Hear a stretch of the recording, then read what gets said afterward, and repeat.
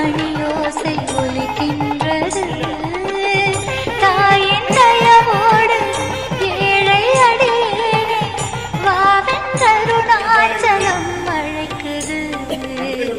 தீபம் மலை மேலே தெரிகின்றது. எல்லாரும் பிரதோஷம் நடைபெறுகிறது. எல்லாரும் அவசியமா கலந்துக்கணும்.